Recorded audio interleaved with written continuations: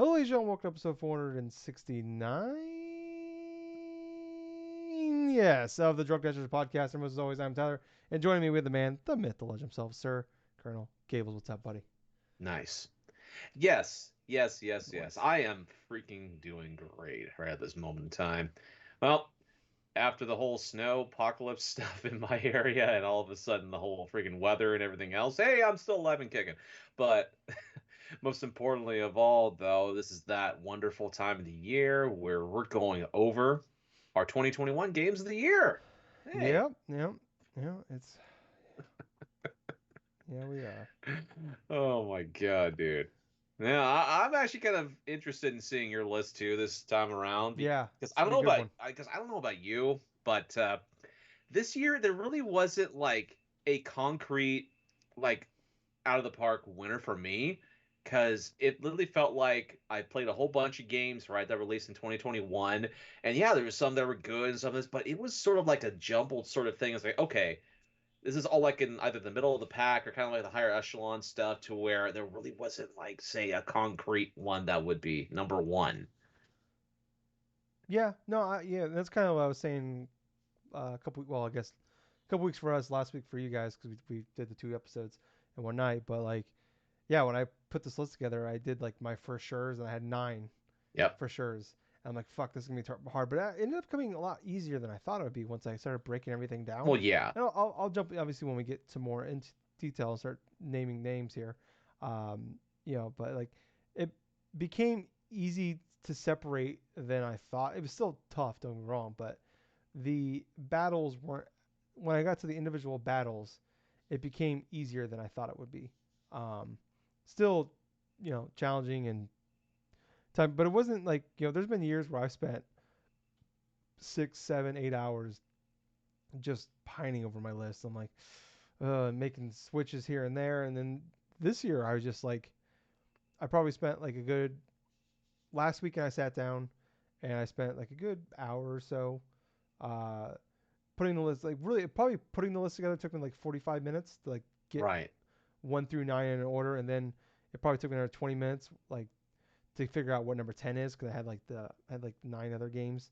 Then I'm like, okay, well you guys got to battle out for that 10 spot, but yeah, it wasn't as bad as I thought. And then like I probably spent the other half of that was just typing in like my bullet points on for each game and why Yeah. it's where it is. But yeah, overall, I mean, it was definitely tough because there wasn't like the like most years like there's always for me usually game of the year is always the easiest spot and everything else is kind of fall. It's like usually number 2 is the hardest one. Like the runner up is always the toughest one for me. Right. And Right. yeah, that wasn't this year. That just wasn't the case. Because yeah, like I said, there wasn't like that clear winner. There wasn't those clear like that clear like gap between everything else. It was just pretty. It was tougher, but once I really sat down and really thought about it, everything kind of fell into place a lot easier than I thought it would be. But yeah. Right. I Go ahead. What were you gonna understand. say? Well, like I was saying, it's like in terms of the games that I had played this year, it's like, yeah, I share the same sentiment, where it's like it became easier once I started breaking down and stuff and pound for pound. Oh, okay, well, this game will definitely be at the 10 spot, this and that. But I had put down 22 games on the list to start off with and things, and I had to go forth and axe off too because I'll be perfectly honest with you. I mean, they weren't games that were released, say, this year. They were like collections and stuff that Oh were yeah. games I've already played, the Mass Effect collection, plus like the Castlevania Advance collection. I didn't feel like it would be fair to put them on the 2021 list for my honest opinion because it's like they're games I already played before in the past. I know they're good, but Yeah. it would not be fair to rank them above or below certain things released this year only because it's like I want to aim it more towards this year Yeah. or 2021. This is Yeah. It'd have to be 2022. yeah. Where it is actually January 1st, which is odd because normally we always do this the weekend after Christmas, but Yep, typically it's like the 28th, the 29th. This is the first time I think we're ever actually doing. We've got the full 365 days of the year to play these games. Um, absolutely. It's yeah, weird. so yeah, it was very. It's kind of funny how it worked out that way. But yeah, I mean, it was fun to put it all together. I always look forward to doing it. I mean, outside the panic attacks and then from doing it. But yeah, it's always fun to do.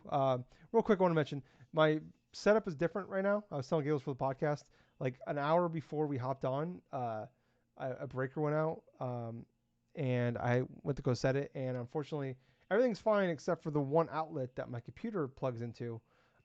It just isn't working now. So I like had to move everything over. So now like I have this whole rig set up. It's just a mess right now of cords, and I got like literally across my door into my apartment, about 2 feet up is hanging my Surge, my power brick that has all my plugins for my computer in it. Just so I can do this podcast for right now, just to get through tonight, and then I'm gonna have to figure something out. Talk to the landlord, hopefully get that fixed before we record again in a couple weeks. But Right. yeah, so that's why like right now you're seeing that's my refrigerator right there. You can barely see it in the stream. Right there is a my vegetable oil. So that's what's going on with that. That's why everything's different right now. But hopefully when we come back, yeah, we're gonna do 2 episodes. We'll do part one. We're gonna do both episodes tonight, but we'll do them 1 week apart. So you'll get part one tonight. That'll be 10 through 6. And then the second half will come out, and that will be 5 through 1 plus honorable mentions.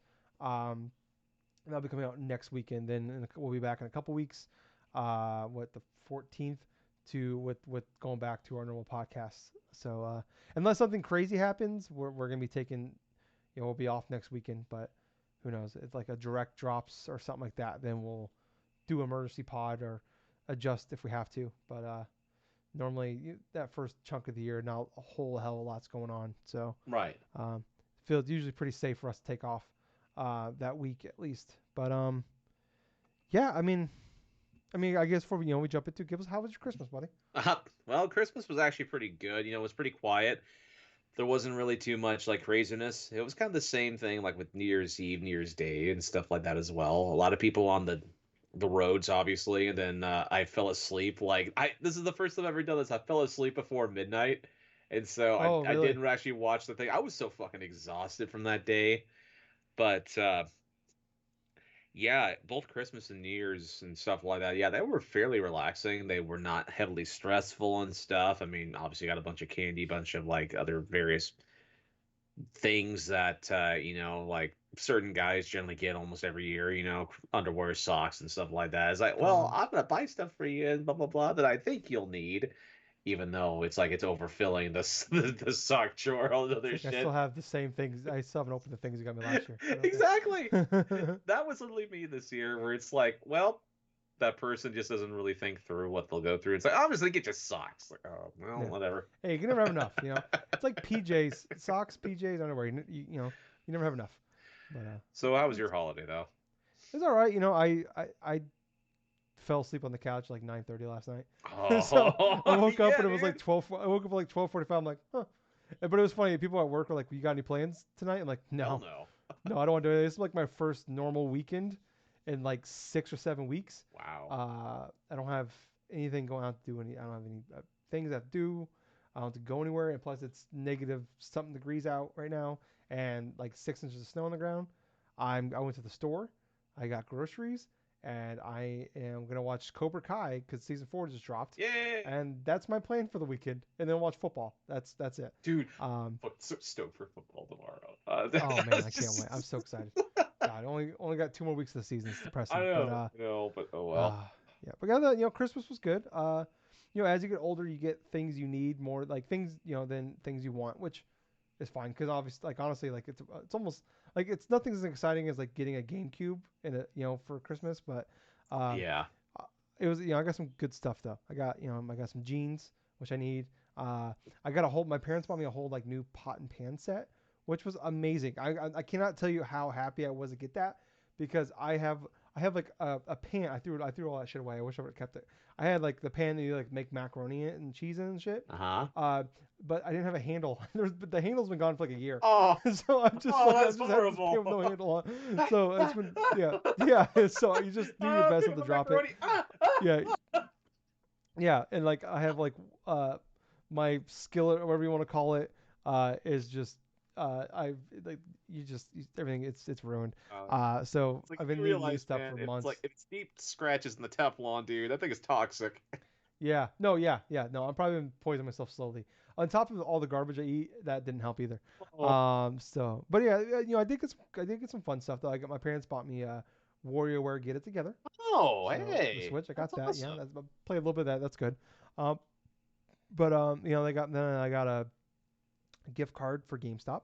Mm, Uh, so I got $100. So no, I pre-ordered Forspoken, okay. the PS5 game, coming out in May, and then I just bought a PSN card for the rest of it. So Yeah, yeah. might as well.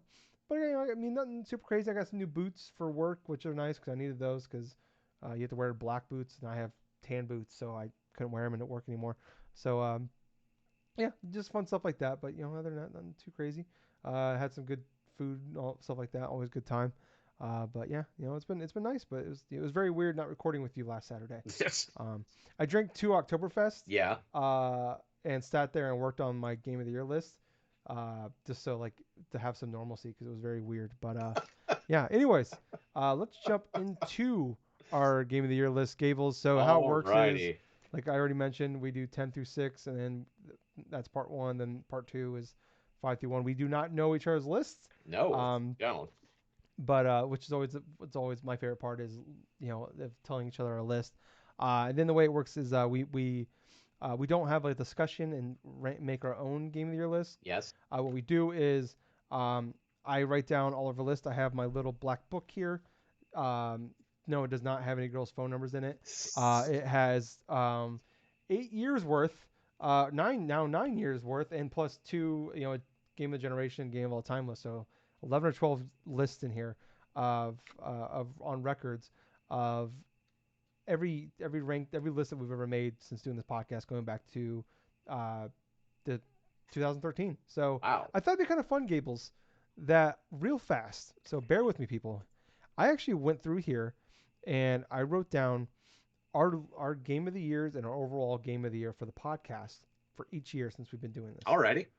So I thought it'd be fun real fast to run through it. Let's do it. So 2013, you, me, and Jake were doing the podcast in.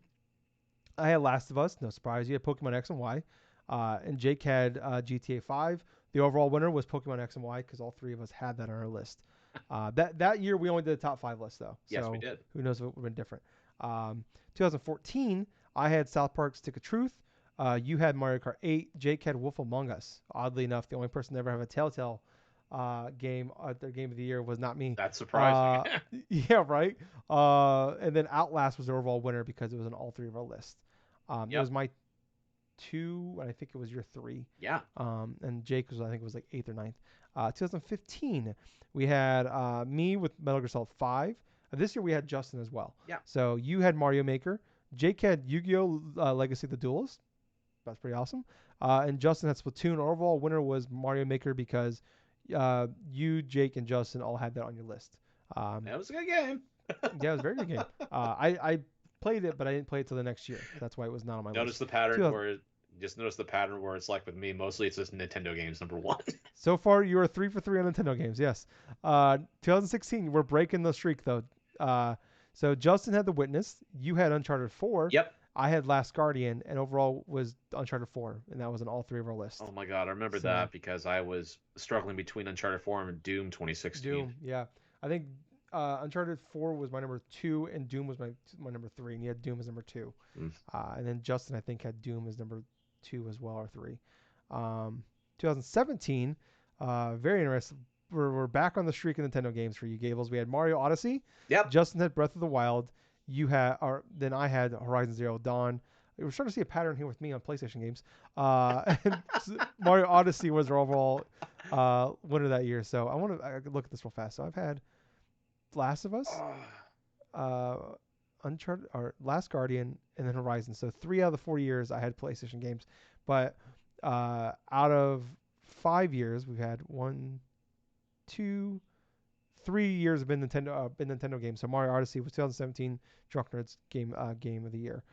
2018, it was 3 of us still. We had me with God of War, so continuing the streak of PlayStation games. You had Celeste, which was also my number 2, and then Justin had Red Dead Redemption 2. Overall, our game of the year was Celeste. 2019, this was an interesting year. You and I only had one game in common. Yep. It was your number 3, and it was my number 2. But you had as your game of the year was Fire Emblem Three Houses. Yeah. I had Gears 5. So finally a Xbox game made game of the year. But Gables, every year but one, you've had every year but two, you've had a Nintendo game as your game of the year. Yeah. Overall winner was Untitled Goose Game. That was Yeah, it our game was. of the year. That was the one game. The only time it's ever happened where we only had one game in when the whole list only one game in common. But 2019 was a very weird year. Yes, it was. 2020, we had you had Persona 5 Royal, Yeah. and I had Last of Us Part 2. Overall, though, was Ghost of Tsushima because I believe it was. Yeah. Let me look at it real Absolutely. fast. It was Ghost of I don't Tsushima remember. this year. I don't remember where we had it. I can look it up real fast. Sorry, guys. You had Among Us on your list. That's weird. I had it number 7. I did. I had it number 7, and then you had it number 2. So that's why. But that year we did have 1, 2, 3, 4. No, we didn't. We had 3 games in common. We had Street Rage 4, Uh-huh. Game of Thrones. The GOT is messing me up. It's not Game of Thrones. It's Ghost of Tsushima and Battletoads. So yeah, that was our. Those have been our winners for the previous 8 years. Yeah. So 6 of the 8 years, Gables, or 5 of the 8 years, you've had a Nintendo game. I think 5 of the 8 years, I've had a PlayStation game. Yeah. So we got something going on here. So, but I feel like maybe this year though, that might not be the case for us, Gables. I don't think so. Minor spoilers. But anyways, I gotta start doing time codes here. Sorry, 1 second, guys. Oh shit! I am so sorry. I am trying to do too many things at one time. Previous winners. I'm gonna say it was 12 minutes mark. What the fuck it? Sorry, people. You got to bear with me on this one. All right, guys. So now we're going to do our top 10. How it works is we go one by one. Like I said, we don't know each other's list. The way it works out is that it's brand new games for that year of 2021. We do allow like remakes, we like expansions, things like that are allowed. So typically we don't do like Gables talking about collections, remasters. If it's just a straight up remaster, we don't really do those collections unless you got like, it's either got to be a pretty bad year or you got to have a really good case for why those are on there. But yeah, that's usually how it works out for us. Gables, how would you want to do this? Do you want me to go first or would you like to start? All right. You know what? I'll go ahead and I'll start first this time. Okay. So for my number 10 is going to be a game that did come out towards the tail end of 2020, but it does kind of fit in that range, and that is Astro's Playroom. Oh, okay. All right. So with Astro's Playroom and stuff, when I first got the PlayStation 5 earlier, like at least around, I want to say around March or close to April inside 2021, that was the first game that I wanted to go through and play. It implemented a lot of the PS5's features and stuff, but I thought it was a fantastic game in general because it not only made a bunch of references and a bunch of callbacks to a lot of the history of PlayStation through certain games, through certain moments and stuff. I thought it was an excellent love letter to longtime PlayStation fans, and I definitely loved the gameplay of that damn platformer.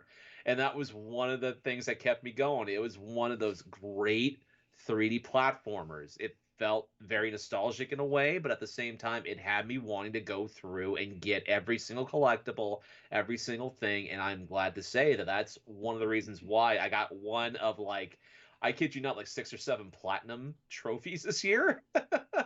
The most I've ever done in one year, by the way. That in and of itself is crazy. Because besides that one, it's like I had gotten ones for 2 out of 3 Mass Effect games, like the Castlevania Advance stuff. I mean, I did it for Spider-Man and for Ratchet and Clank as well. Well, Ratchet and Clank 2016, not Rift Apart. But still need to play that one. But at the same time, Astro's Playroom, that was a fantastic game. So that's why that I'd pick that one to be my number 10. Nice, Gables. Very nice. All right, so my number 10 is it brought me back to a franchise that I was worried that maybe I only liked the first game I ever played in that kind of, not that franchise, but that genre.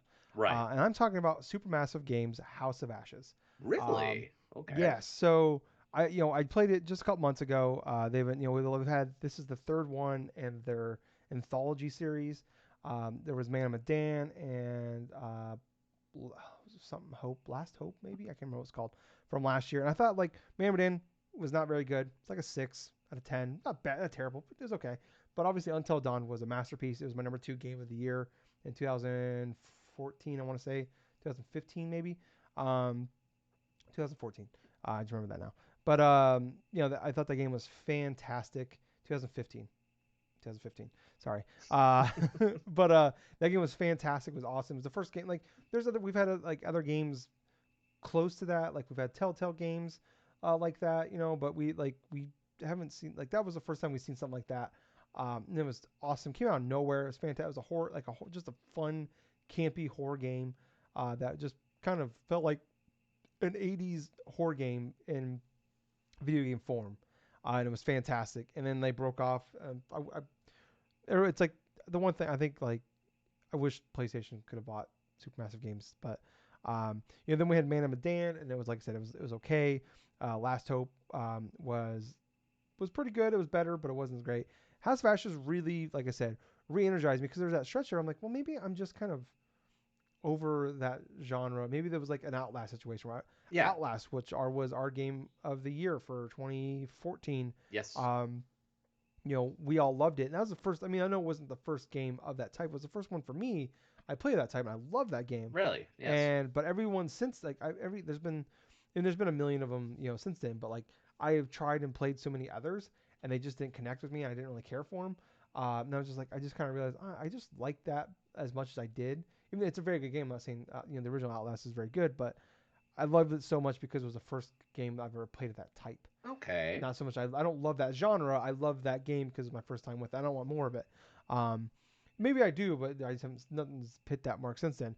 And this really, like I said, brought me back to like, no, I love the Supermassive style games, and it's just like this really came. It's not as good as Until Dawn, but it came close. It's like I loved like the changes they did like with like it's not so there's so much gray in there, and there's been gray in the past, but this one even more so. Where like the decisions you make with the characters, or like decisions you make in like quick time events to do certain things, like there's so many like the butterfly effect of like you don't really know what that's gonna mean. Like, and it's not just like it's gonna mean something right there. That's gonna mean something 2-3 hours from now. And it's like I loved like how it turned out. Like one of the things that was nice was first time ever where all my characters survived. 4 out There of you go. 4. This the first time in 4 attempts with these game and the 4 games I played. This is the first one that's actually I've done that with. But like I loved like where it turned out with me. It was like one of the characters like there's so you are it's like 2000 2003. We've just invaded Iraq. You're in your soldiers trying to find Saddam's nukes, and you end up getting in this cavern with all these creatures trying to kill you. Um, but like there's a husband and wife, but they've been separated for like 2 years, and she's moved on and he hasn't. And it's like this whole thing where like, but the new boyfriend is there with them. It's like, so spoilers by the way for this game of the year. That we're gonna talk about spoilers. We'll try to let you know when they happen. But just heads up that things might get said. Um, but like what was awesome was like I said, like you make decisions throughout the game. You don't know exactly what's going to mean later on, but like it turned out for me like the ex-husband ended up like the new boyfriend was pretty much like about to die, and he saved him based off the decisions I made early in the game. Then you have like there's like the crazy like hoorah army guy that like he hates all Afghanistan people. Like he just like he wants to kill them all. And like there's one of the characters you meet in the cave is an Afghan soldier, and they end up working together. And obviously there's like so many different things that can happen. Like you can end up killing each other. It's like so I was looking at the trophies for this, and I'm like, holy shit! I'm like I don't even know how like you get trophies for unlocking certain scenarios. I'm like I don't even know how the fuck that would be possible for these things to happen.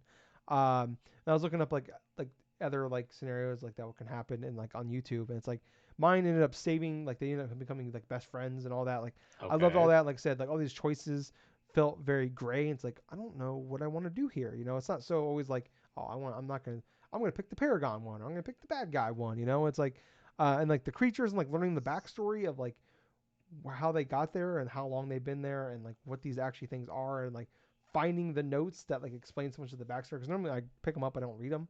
I just pick them up, to hopefully get the trophy or something.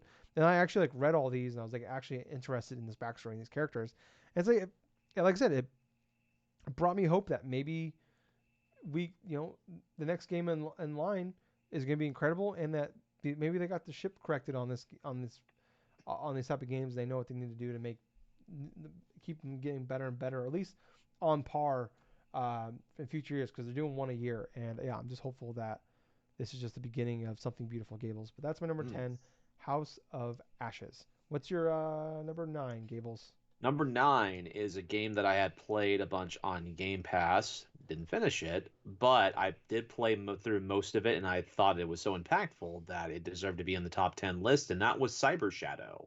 Oh, So, Cyber Shadow is the game that was developed by Yacht Club Games, same makers as Shovel Knight. The oh, they're the game, publishers. oh, the publisher, my bad. The publisher is Yacht Club Games. But anyway, long story short, it's definitely a callback to action platformer games from like the NES and like Genesis and all that stuff. Like Ninja Gaiden, it really much takes a lot of its references and stuff from, but the visuals of it looks fantastic. The pixel art style looks very fairly crisp and stuff. The action, the gameplay is pretty damn fun. It can be difficult in spots, especially when you go through some bit of the boss battles. The one boss battle I can remember vividly is the one that I had to take on this freaking like cyber, like freaking dragon inside of this tank or some shit and stuff, to where you have to navigate the platforms and stuff. And it's like you get to the center of the platforms, and all of a sudden you hear the music cue up, and you see this freaking dragon, like this mechanical dragon, who starts surfing under you. And so you had to go forth and just try to wait until it pops up its heads like on one side, do a couple hits, then go back to the other side, do a couple hits. It's like one of those type of boss battles to where you have to readily try to change up your play style and stuff, because you will fall into this freaking the pool of water in regards to the middle of the room, and you'll get attacked that way because you move slowly in water.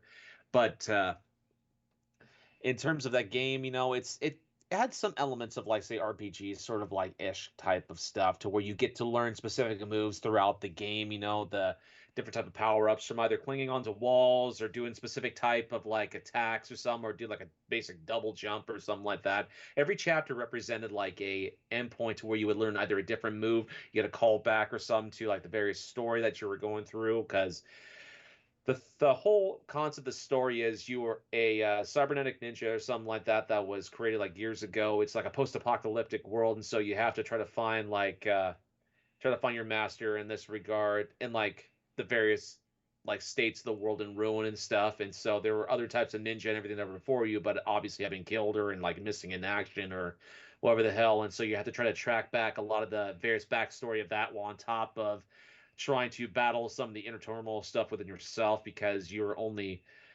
as good as like say as how you pretty much are in regards to how you play the game, because there are certain cutscenes after you go through and like you play through a level and stuff, and you'll see like some bits of vulnerability, like him like kind of like reacting to the whole genetic stuff that's been developed in regards to his ninja like this mechanical suit in general.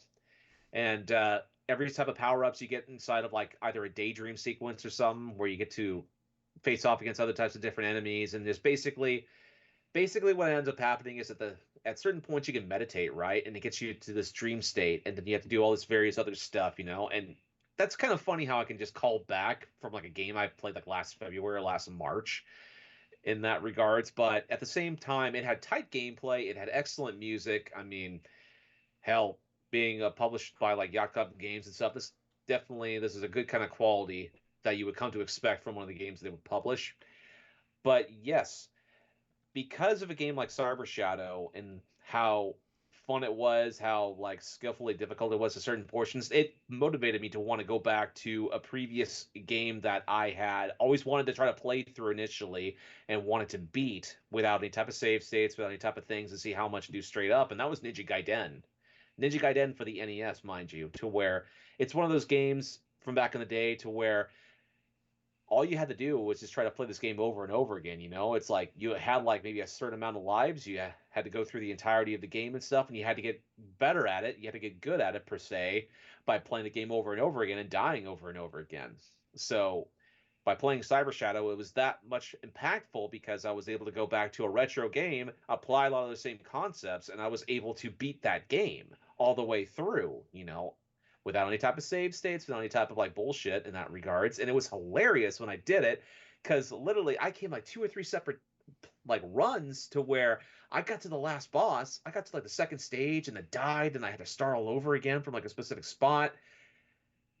But then when I finally did defeat the final boss of that particular game, that felt so rewarding. It felt like I literally like almost like a high you get, because it's like Mm. it's a feeling of satisfaction toward you finished something that was incredibly difficult, but you felt great for going through and doing that. And so Cyber Shadow, significant, is number 9 on my list because of those type of moments to where it inspired me to do something else in its entirety. Very nice, man. That's cool. Wow, we're off to a rocking start here then. All right, well, moving on here with my number 9.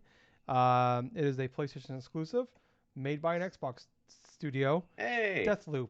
hey, So this is a game I just played just recently, just kind of like heard enough people that were saying good things in like our circle. Obviously, the reviews came out, we're doing really, really well, but like people that kind of like me that weren't roguelike people that just loving this game, and that's kind of what like I love about like it's like I love the Dark Souls style fighting. I just not patient enough and I'm not good enough at gaming to get good at Dark Souls. But I love like games that do their style. But some to a crappy gamer like me so I can play it.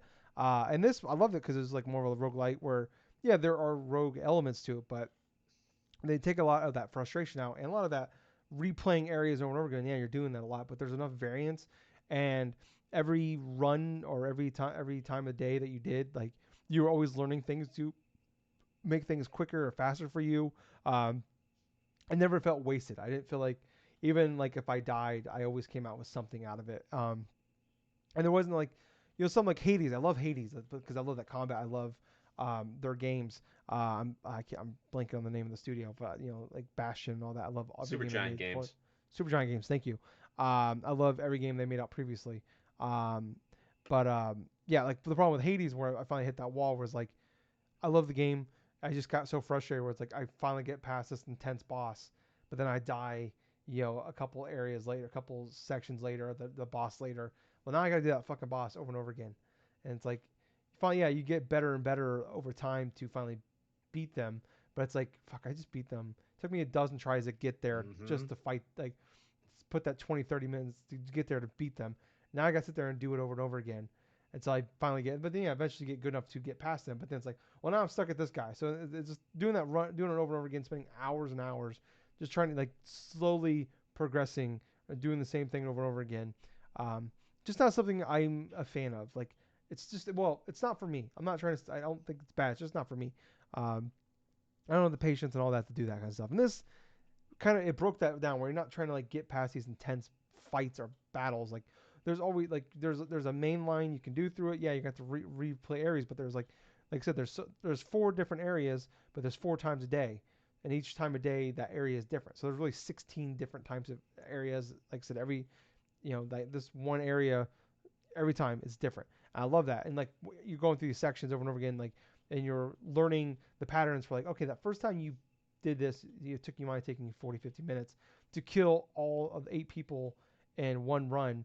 Yeah, it might that to kill these 2 here, it might have taken you 40, 50 minutes to do it. But now it's like I've done it after you do it once or twice. It's like, well, now I can like, and it's like they're not super. They're just as tough, if not easier than the other enemies in the game. So it's like, all right, the next time I did it, it took me 2 minutes to kill him. I might do it 5 or 6 times, but it takes me 2 minutes to do it. So it might take me 10, 15 minutes combined to kill them all. So then when you do that final run, you've done it enough, and it's not too like an excruciating amount because there's so many reasons why you're doing this. It's like it's different every time. They don't feel like you're doing that same simple thing 50, 60, 70 times. You're doing No, it a half dozen times. Unless you want to grind, you want to do that stuff like that. Yeah, that's fine. You can do that. But for me, someone like me that doesn't want to do that, I didn't have to, and it was great. And I love the game. I love the back and forth with Julian and Colt, like them talking shit to each other, learning the backstory of what's going on here, why you're stuck in this island, why you're stuck in this time loop. Yeah, I love the Dishonored elements with your you have like the one that like you can dash or you can turn invisible, things like that. Like once you and then when you find like your preferred way to play, that's when like I really felt in sync. And you got like I found the guns and the combination of things I like to use. Like I was just like I found my way, I perfected my way, and it was just became so easy for me to do. Um, and I loved it. It was fantastic. And when I beat it, I was like, I was like, in always like I wanted more, but I was like satisfied with that. But like I wouldn't. The one thing, the biggest complaint is like as much, like it's cool learning about the everything like that. But like my big complaint with this is kind of a pattern you're gonna see with a lot of these games on my list is like there's always that it's not breaking, it's not terrible, but like my there's always I have like a thing I'll pick it apart, or make little nitpicks here and there. And my complaint about this game is that like some of the story, most of the story in the background of the characters is hidden behind like the finding all the notes or the emails or hacking Yep. someone's account and finding stuff or just exploring every nook and cranny of the world. So like when I beat it, I was like still super confused about a lot of things, and I ended up like watching some YouTube videos that explain shit, and I'm like, wow, that's really cool. I wish that was better explained through the main story Well, because some of yeah. the best bits you learn is hidden away in doing the side stuff. Yeah, And it's like not everybody wants to take the time to read through hours of text. yeah, and it's like, I mean, there's games I'll do that with, and I have no problem doing that. But it's like, man, it's like, or like, I don't want to like have to explore every single building, you know. And sometimes you can only go in this building in the afternoon, but you can't do it the other three times. So like, that was my big complaint. Like, I as much as I love the characters, the interactions, and stuff like that. Like, man, there's so much more that was like, they did such a great job of building out this world. I just wish they would have done like a better job of showing us how good of a job they did of showing it. But this game is fantastic. I loved it. The gameplay is amazing, and that's like first and foremost the most important thing. The loop isn't overbearing. Yeah, I absolutely adore this game. It's probably my one of my biggest surprises of the year too. But yeah, that's my number 9. Deathloop. Gables, what's your number 8? All right, speaking of surprises, yes, this is a game that I played when I got the PS5. This was actually the second game that I really played and had an enjoyment. I fucking enjoyed the hell out of, and that was Bug Snacks, dude. Oh, okay. So Bug Snacks, to be perfectly honest with you, it was a game that came out. I think it was also a game that came out in late 2020, but at the It was a same, launch game, yeah. yeah, it was a launch game, and it was one of those free games that I had downloaded before even getting the PS5. So I already had the PS5 version of it before getting the system finally. But when I did get the system and I finished Astro's Playroom, this is the next game that I actually played after that on the PS5, and I had a hell of a time, man. Bug Snacks is one of those games where you are a reporter, right? You go onto a specific island, following this one archaeologist and stuff that has discovered these particular type of creatures called bug snacks, right? And so they're basically these little animals and stuff like that that are based upon food that are obviously highly addicting and stuff, and that transforms like yourself and even bits of the villagers and stuff into specific types of food if you eat them and stuff. And so what's kind of hilarious about it is like it's part adventure game, like action adventure game, but it's also a part monster catching like thing, like a monster hunting type of not monster hunter in general, but like it's sort of like Pokemon-esque in a way to where it totally can be worked up as like say a whole got 'em catch 'em all mentality because I definitely felt that way while playing through Bug Snacks to where there had all these different areas and stuff and all these different types of creatures that you get to go forth and encounter. I had a lot of fun going and hunting down all these particular types of Bug Snacks. Obviously, the most the most interesting ones and stuff like that happened like later on in the game, but yet there was all sorts of like experimentations you had to go through and do in order to try to like lure one out into the thing so you can go forth and catch it or even in regards to like accomplishing certain scenarios and stuff. I mean, the creativity behind some of these bug snacks are hilarious. Like they have the main one that they show is like Bunger, right? To where it's like a hamburger. It has like these different fries, it's like legs and stuff. And what's kind of cute, it kind of takes after the Pokemon approach where they'll say their names sometimes as if they're like like Bunger, Bunger, Bunger, Bunger as they're going through it across around here, and it's kind of hilarious because there's different forms of that bug snack in general and all this and all that.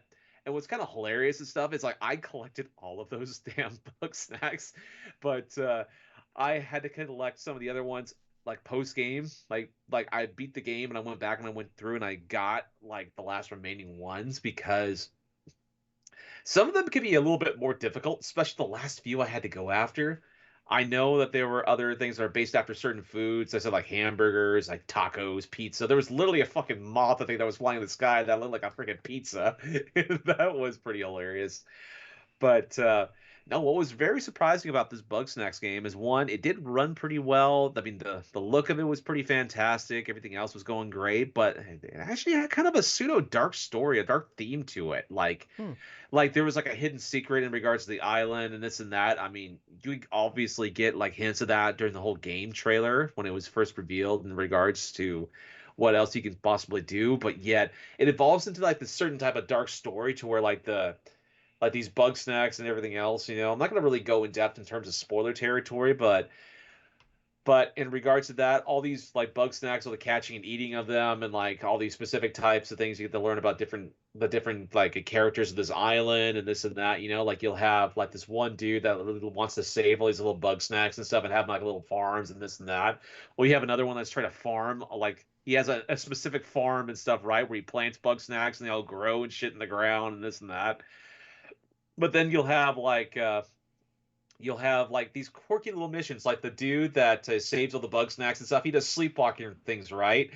But he actually does sleepwalk and eats at the same time. So he'll actually eat some of the bug snacks that he actually has this little thing, and then like he wakes up, and like, oh no, not again. It's little funny moments like that make the game a little bit more endearing in that regards. And you know what? I would definitely suggest to people, it's like, hey, if you're looking for a game that's sort of Pokemon-esque, you have a PS5 or even a PS4, or even if you want to play it, I believe it's on PC. I want Yeah, to it's say on it's on PC. PC. Yes, Yeah. definitely. Give this game a shot. It's like it's not like say a Pokemon game full front right like outright and stuff, but it's a monster catching type of game to where it's like you'll have a lot of fun like experimenting with all different types of bug snacks, and you'll actually have a lot of fun like experimenting with the looks of a lot of the villagers, what type of bug snacks you feed them, because they'll actually change their body proportions. Like say you could feed them like a little freaking like let's say for example you feed them like a bug snack that's named by the name of Krookie, I think it is. It's basically like an Oreo, right? And like you basically can choose a specific type of parts of their body or something that you can have it turn into an Oreo. Like say if you want to choose a dude's like his abdomen and it's like his chest and everything, you actually transform into a gigantic cookie and Hmm. this and that, and like have hot dog arms and have all this other shit. It's like it's definitely like a kid's like pseudo like kind of pipe dream. It's like, oh hey, this is my village of food people. But yeah, bug snacks. That's my number 8. Yes. All right. Nice, Gables. Very nice. Well, my number 8 is another game made by Xbox Game Studios. Okay. It is Halo Infinite. Hey, there you go. Yeah. So I said this just a couple weeks ago when we were talking when we both beat the game, that it is probably my third favorite first-person shooter campaign of all time. Nice. I still feel pretty confident about that. Saying that now, a couple weeks removed from that, but like I was saying, like the combat, the way everything just like this, the way everything flows together in combat. Like when you just get the right weapons or with the hook shot and just like the way the enemies work together and the way you like, there's so much. Each enemy, there's like feels like there's some strategy there of how to kill them Right. and like work together with your hook shot or like I said like there was a guy with the shield. You fucking hook shot him, a hook shot sealed, pops the shield up, fucking pop with the headshot, or a hook shot in an enemy and just pulling yourself towards them, elbowing them, knocking them out. Just the way it all flows together. Like it's like I said, it's like Doom. Like they talk about Doom was like it's first person shooter chess, and that's kind of what like it just felt like it took a lot from there. Which Doom is my favorite first person shooter campaign of all time. Titanfall 2 is the other one, if in case you're wondering. Um, and it just kind of brought me back to that, like an open world Doom. I love the weapon and the pilot. I love their interactions together. It kind of added some levity to the Halo franchise, where it's always been very serious. And I still don't know what the fuck's happening in the story at all. And I beat 4 and 5 this year, um, and I've watched videos trying to figure. It's definitely it's one not of gonna happen. those. It's definitely one of those campaigns and stuff to where, yeah, there were questions I had too, especially towards like the especially towards the end, especially the ending cutscenes and stuff after the credits roll and like everything else. Like, okay, why is so and so like doing this and that? You know, it's like I Yeah. thought that maybe like so on and so forth and stuff, and then going through and react and like just researching a bunch of it and like going to like a certain lore videos and how that's potentially going to lead to like a certain like a certain DLC thing like later down the line. I'm like, oh god, Oh, with the dude, endless, yeah. dude, Yeah, oh fuck, it's like I said, Halo was like the new Kingdom Hearts. Where like the story is just not to spread that out everywhere. extent, You gotta watch TV shows that were like made for TV.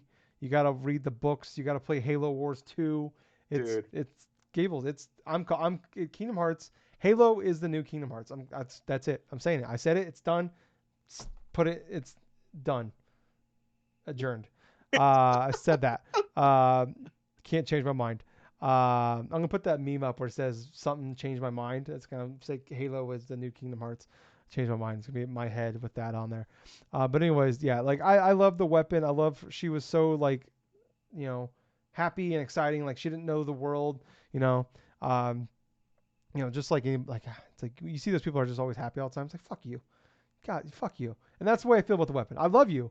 You're awesome. I say fuck you because I'm jealous. That's all. She's like a freaking Uh, child, because yeah. she's supposed to be so on and so forth and everything else. But at the same time, it's like she can be annoying at times, the weapon in that regards. But No. the way she Blasphemous way you learns, said that. like process through process and starts learning by like interactions, not only with you, but also the pilot and also with like a lot of the various enemies. I know a lot of the fun. Oh, there was one moment that was kind of fun. It's like, hey, wait, what if he's friendly? It's like, no, he's not. No. Yeah. Yeah. I love that. It's like when like I kill all the enemies and she's like, "Oh, we did it." It's like, "Well, you did it." I love like the grunts, like their interactions when you sneak up on them, they don't see you yet, and they're like talking shit and stuff Oh like yeah. that. Like sometimes they're humming the music. Um, like like my only really complaint is like I said, like the story. I get the general, like the bad guys. Like I love the boss fights. Um, I'm like the story. I didn't really understand the motivations of like everything that's happening. Of like I don't understand the backstory behind all these characters and what the hell this means. And I felt it was very Breath of the Wildish. It feels very much like Halo's Breath of the Wild, but also in the Breath of the Wild where like the main campaign parts of like what you're doing is like the least fun part of that game. Or like the Guardian parts in Breath of the Wild and even like the final like section with Ganon, uh, were like my least favorite parts of that game. Like the fun parts were Okay. exploring and all Yeah, that. I can see And that. same thing with Halo Infinite, where it's like I loved doing all the FOBs and exploring and finding all the shit, but like like finding like the audio files stuff like that.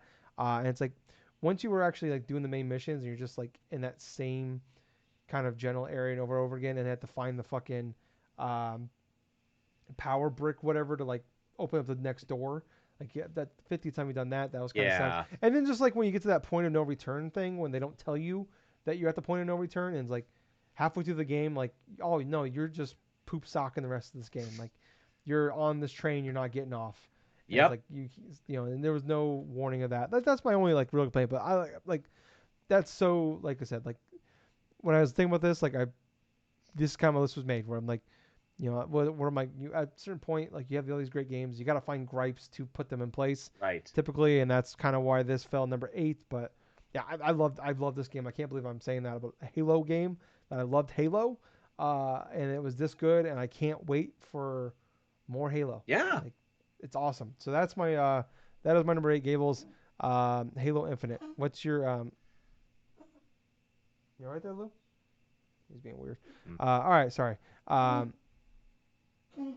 Aw. he just drank a bunch of water. I think he Yeah. does that sometimes. All right, sorry. Anyways, guys, sorry about that. Moving on, Gables. What's your number 7? Okay, number 7 should come as no surprise, considering that I'm a big fan of this. But this is going to be Pokemon Brilliant Diamond. I was already beginning to write it down when he said something. So. Yeah, yeah, that's the Tyler knows me so well that hey, if it's a new Pokemon Pokemon game or BD. something like that, then there's I'm gonna be putting Pokemon BDSM. not BDSM. God damn it. Forever, it's written down, Gables. It says right here, Pokemon BDSM. That's it. Can't be changed. It's mechanical pencil, but it can't be changed. The eraser's garbage.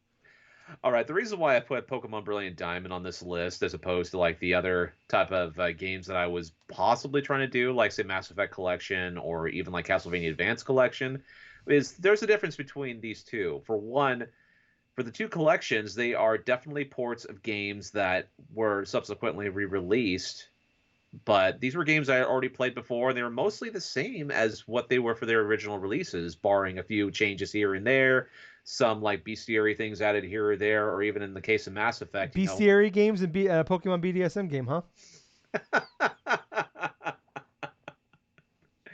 But with with Pokemon Brilliant Diamond, with Brilliant Diamond though, there was enough to justify it to be like a separate release, an overall improvement upon the original, barring a couple of features. But yeah, for Brilliant Diamond and stuff, it's pretty much kind of like the same thing as the original, like Diamond and Pearl in terms of story wise. There are definitely some great improvements of it. The visual stuff definitely I feel like is better than in regards to the original.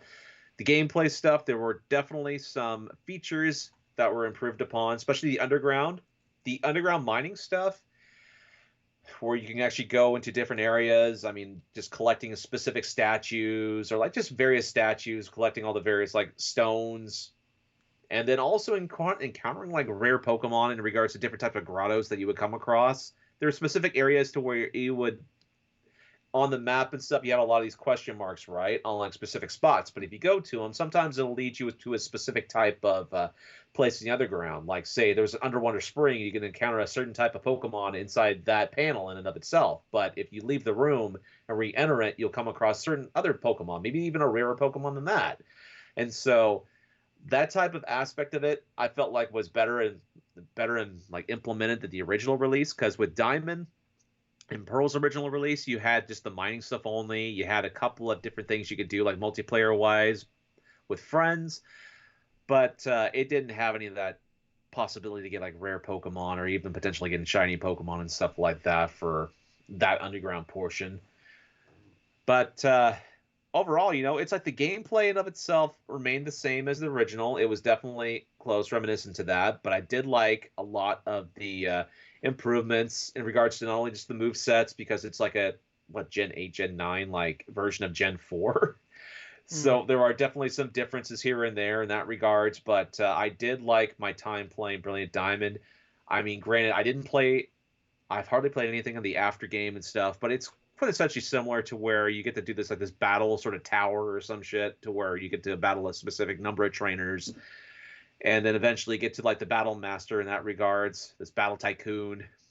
But you earn a bunch of points by doing that. You get to exchange for different types of like items, like power items that'll help you do with EV training for certain Pokemon and this and that. So there are definitely similarities with the original release, but I felt it was different enough to where there are more spots you can go forth and do to get like certain legendary Pokemon. There's definitely different areas to where you can get like harder to find Pokemon fairly early on in the game, especially if you go the underground route in specific places around the Sinnoh area. Like, for example, I was able to catch a Murkrow fairly early on in the game and use that, and then evolve it into a Honchkrow and use that. Because that's the thing. It's like it made better use of certain Pokemon that you would get later on in the game, but because you had gotten it earlier, you were able to use it on your team in specific moments to face off against certain gym trainers to make things a little bit easier. But at the same time, you were able to find different types of resources earlier, so you can evolve your Pokemon and lead it up to all the different types of moves you can teach your Pokemon. I mean, there are so many different types. It does retain the whole technical machine. You can use one use for specific things, but what's an interesting improvement is sometimes you'll get like multiples of the same TM, because let's just say like multiple different Pokemon on your team can learn that one move, and you want to teach this move because it's very good for like a set number of Pokemon. So it's like, okay, you get 3 of this, you can use that into the next battle and it'll do better than this or better than that. But I did like the improvements, a lot more selection in terms of Pokemon moves you can teach like your team and this and that, a lot easier in regards to the whole leveling up system. Now, granted, I can understand that people don't want to go forth and have like the whole experience share mechanic in regards to their Pokemon game. They want to tailor make it to where they can actually have a hard experience in that regards. But I felt in regards to Pokemon Brilliant Diamond, especially, the EXP share actually makes this game better because the number one complaint I had about the original Diamond and Pearl back then that was improved upon with this is how monotonous and how much grinding there was in that game that slowed down the pace right between gym leaders like 2 and 3 because I encountered the same thing inside this game too. But what made it better was cutting out a lot of the excess grinding. I mean, sure, the story did have its pacing issues, and that was part of the reason why this game is like this remastered version is like so down on this list in general, is because it follows so closely to the original releases, like stories, without implementing a lot of things that were fixed inside the Platinum version and this and that. It's like there are definitely moments inside the beginning portions, the first 10 hours or so of the game, to where there are some pacing issues that will lead to a lot of random battles, which will lead to a lot of frustration. And if you just want to get past a certain number of things and just go right through the story and go through this gym leader or that gym leader or something like that. Because literally you go first gym leader, second gym leader, and all of a sudden you flash all the way to the fourth gym leader, but you can't face the fourth gym leader yet because you're not strong enough, and so you have to go to the fifth gym leader that you would think, right? So you have to beat that, and then you'll go forth and do it this way and that way. I mean, I got confused. I still got confused, and I've played this game at least a couple of times, right, over the years. But still, just doing that portion, getting confused early on, and then towards the later part of the game, it was sort of like an easy street type of thing to where I've had my team already set up. I had this type of move that I had to go through and support. This Pokemon does the setup of moves and stuff for other teammates and this and that. So it was fairly interesting going through that end part of the game up until the champion, up until the the freaking champion. And let me say this right now: it's like the Elite Four in general. You have a great constructed team. You're not going to get too many issues, right? I think I may have had like one issue with one Elite Four member, and that was Lucian, which was the main psychic type trainer that had all his various team of Pokemon. No, it goes from that, and all of a sudden the difficulty spike jumps up with Cynthia, the Pokemon League champion, notorious over the years as being the toughest Pokemon League champion, and for good reason, because she starts out with a Pokemon Spiritomb, right? During that generation, it has no weakness, right? So it's like you had to try to defeat that Pokemon, do this and do that. Even with the experience share, my party was at their late 50s, early 60s. Her Garchomp was fucking ridiculous because it was like all the way up to like level 65 or 67, or I'm not remember exactly, but this thing was so powerful. It was outspeeding, and it was literally one-shotting some of my team. And I'm thinking to myself, holy shit, this is overpowered as shit. And I had to go and do a tactic that I usually reserve and stuff like that to some gym leaders that give like annoying battles or whatsoever. Since I had a stockpile of like revives and like potions and stuff, I usually switch, do that, make sure until they run out of the power point of a specific move, which in this case was, I think it was either Outrage or like Dragon Claw or some shit. And then finally we're to whittle her down until I finally beat her last Pokemon. But still, the reasoning why Pokemon Brilliant Diamond is on this list is because it's a fantastic improvement in regards to the original game. It's not perfect, mind you. I mean, that's part of the reason why it's only number 7 and not, say, like in the top 5, is because there were definitely some things that Game Freak did. No, actually, no, it wasn't Game Freak. It was another studio. Yeah, this one their support studio. I It can't was one remember of the their name. support studios. I think Yeah, Iliac or something like that, or Iliac. yeah, something like But it that. was one of It's their close. support studios, one of their first things going through this remaster. And I thought it was a good first effort in that regards, but there definitely could have been a better like improvement in some spots. But yeah, that's my number 7, Brilliant Diamond. All right, Gills, very nice. Well, all right, moving on here to my number 7. It was a game on Game Pass. Mm. It is Dodgeball Academia. Hey. I fucking adored this game. It came really. I remember seeing it was like a Nindy World, and it caught my eye because I grew up loving Super Dodgeball on Game Boy Advance, Yep. and that kind of looked like that. And I'm like, okay, but it's like an anime one. I don't know about that. But it ended up just being a fucking. It's like the Paper Mario Thousand Year Door plus Pokemon plus Super Dodgeball combined into making this game, and it's fucking fun as hell and fantastic. Hmm. I remember just and all the characters and like just I loved. I remember just finding finding every you know uh, wild battle out there, a la like Pokemon, finding every trainer and fighting them and competing with them, learning different styles, unlocking all your new teammates, all the new different like their power ups that they can do and all that. Like I mean, I just fucking had a blast Mm. playing and experimenting and like unlocking abilities and like doing the underground battle one you can do. I fucking just had a blast with this game.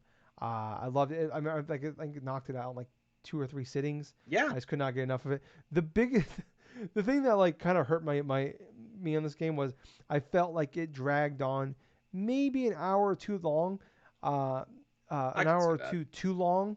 By like the final like chapter and a half, I was like, all right, I'm kind of just done. Like I just felt like there was so much stuff happening at the end where I'm just like, oh, we're getting close. Oh no, this thing happened. Like it felt like almost like in an anime where there's like that 30 episode arc where they just get stuck do the side like they're so like they just break up. So like, well, we got to do 50 episodes this season, and we only got a 20 episode season, so we got to just do.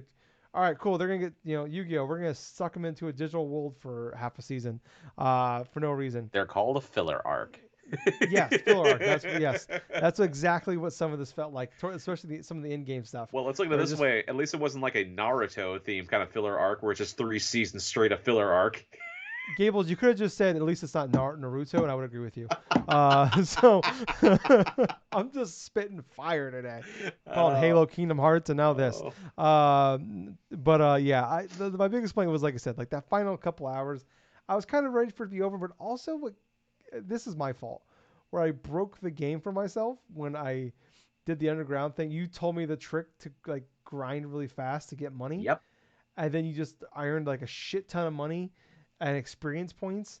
That I hit the level cap and had maxed out everything, and like with like 2 chapters left, and I was just wrecking house Dude, the last chunk of I it, which absolutely also love that sped that up the end. yeah, I Yeah, I absolutely love mean, how that you could do that inside that game. yeah, it was great to do it, but I'm like, fuck, man, I wish I would have known about it because I fucking and I got all 1,000 achievement points out of for doing it and stuff like that.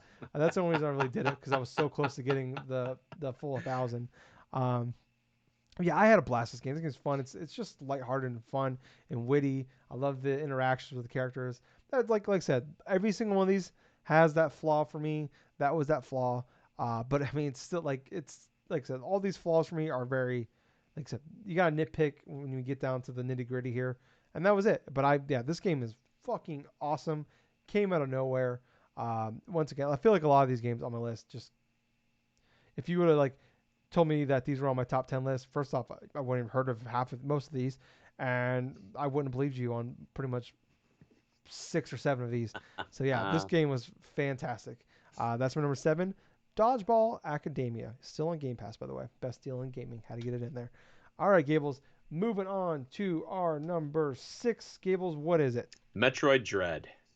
So Ooh, Metroid okay. Dread is a fun one for me because the thing about it is I've played plenty of it and I know I haven't beaten it yet, but there's a good reason for that. Is that game can get fucking difficult in spots.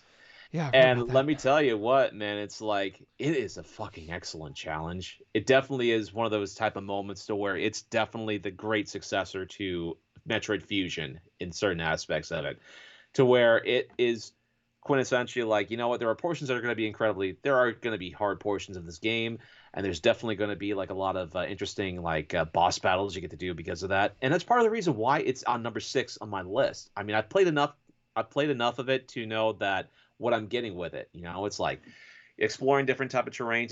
It's a obviously it's a Metroidvania style of game. You know, I mean, this is one of the pioneers of that genre, and so going through the different types of the different types of areas and stuff, exploring certain things and stuff, but coming across a lot of those Emmy robots and stuff, and like trying to take the first couple of out and stuff. Those were some fun, tense moments because it gave me flashbacks of the whole Sat X, like Samus X thing from like the whole X Parasite stuff, copying Samus's DNA and stuff, and chasing her around and stuff like that. It's Metroid Fusion.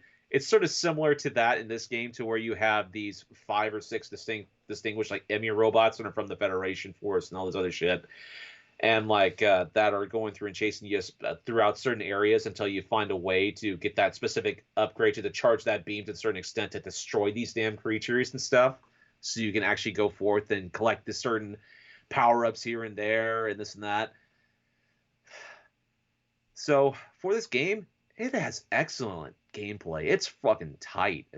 It is fucking tight, man. Like the way you can go forth in terrain, different areas, you get to hold on and elevate yourself. Like you get to go forth and like execute like wall jumps and stuff like easier than you could, like I say in Super Metroid. Which I'll be perfectly honest with you, I'm not as dexterous as a lot of the speedrunners in regards to like Super Metroid and do the wall jumping shit, because you have to be pixel perfect sometimes with doing that type of stuff. But in Metroid Dread, you don't have to be that way. I mean, you can actually lag like maybe like a split couple seconds or something, but you could still wall jump from back to forward to get into higher areas and do a lot of various collecting if you choose to.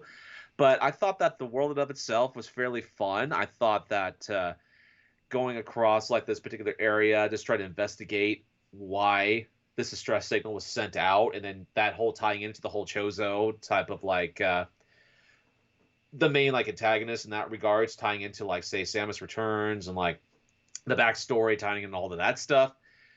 I thought it was pretty fun in that regards. But yeah, number 6 for me is Metroid Dread. It's because it's a return to form for like for that franchise in of itself. It's definitely one of the more successful games in that franchise.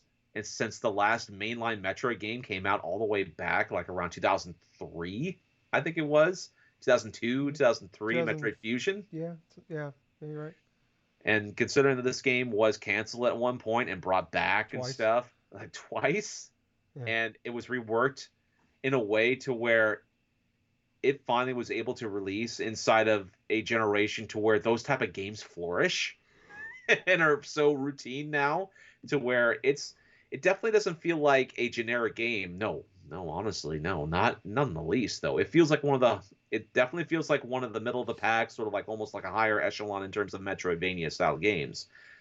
But yeah, it's number 6 because the gameplay is challenging. It's definitely has some fun explorational stuff. The polish is there. The soundtrack is pretty fun too. But yeah, that's my number 6. Very nice, Gables. Number 6, Metroid Dread. All right. All right, number 6 for me. This is the last one for this episode. Then we'll be back for you guys next week with part 2. Number 6 for me, Gables. Up until recently, an Xbox exclusive. Oh. So we've had 4 in a row of games I played on Xbox. 2 of which made by Xbox Studios, and the one that was a just until I think just a few weeks ago was a exclusive to Xbox, and that game is called Death's Door.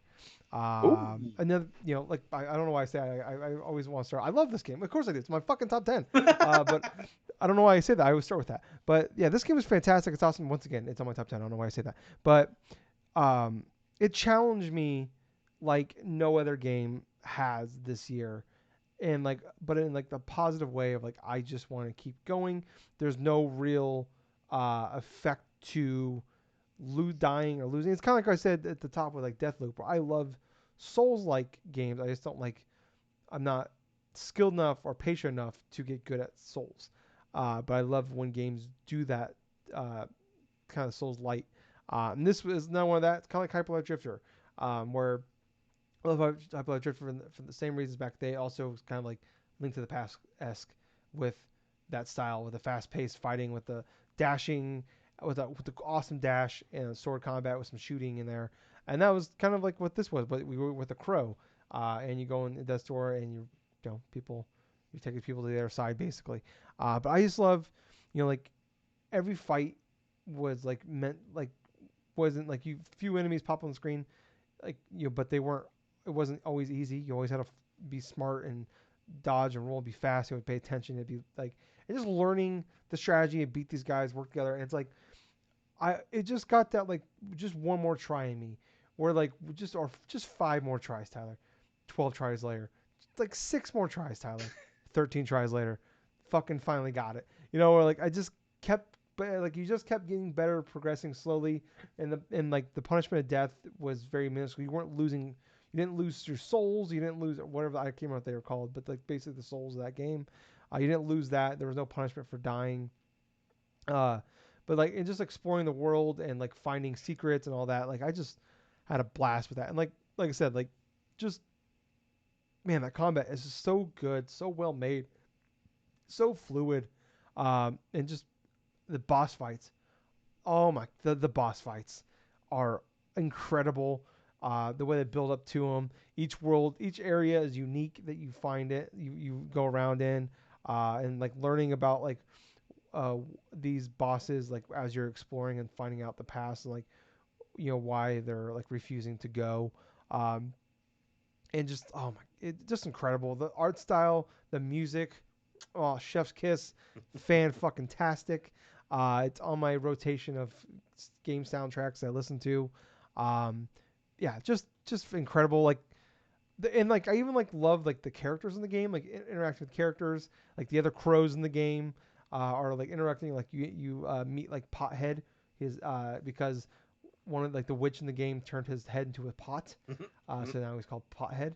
Uh, so or like there's the Raven that's very old now and like he's trying to get out and you're trying to help him out. You got like beat the four areas, kind of like kind of like Link to the Past. We had to beat all the areas to get to like get to the other world, and just the final fucking fight is so challenging, but um, just like getting like that next section, getting better and better, and like the fights aren't very long; they're a few minutes, so it's like it's not that like like I talked about with Hades, where it's like it takes you 20, 30 minutes to get back to that section. This, you got to replay 2, 3 minutes, and you just like you're getting that, you're just like getting into that rhythm and learning and getting better. And I remember like I posted, it's on our YouTube channel here somewhere from, I want to say back in July, Yep. of me, like I posted like a short clip, like 15 seconds where I beat one of the optional bosses, but as I killed him, he shot a thing out and it hit me and it killed me. So we died. So I finally, after dozens and dozens of tries, finally killed him and he killed me. And then luckily I beat him like 5 more tries. But like I just love exploring the world, trying to find all the secrets. Uh, unlocking the new weapons. You had like the bow and arrow that you use to fight with. Man, this game was absolutely phenomenal. One of those games that like just popped up at E3, um, and was out like a few weeks later, and it was as soon as I saw it, I was like, yeah, I was like, oh, I want to know everything about that game. It came out and man, phenomenal. What a who phenomenal game. God damn, that game is so. I just these are one of my favorite type of games to play. And like I said, I've been waiting for one since 2016 when Hyper Life Drifter came out. Same situation where I didn't know anything about Hyper Life Drifter, and then like 2 days before it came out, they put a trailer came out on the PlayStation YouTube channel. I watched it. Same thing. I'm hooked. I want to know everything about this game, and it had its claws in me, and I couldn't quit playing it. Same thing with Death's Door. Man, ugh, like I said, chef's kiss.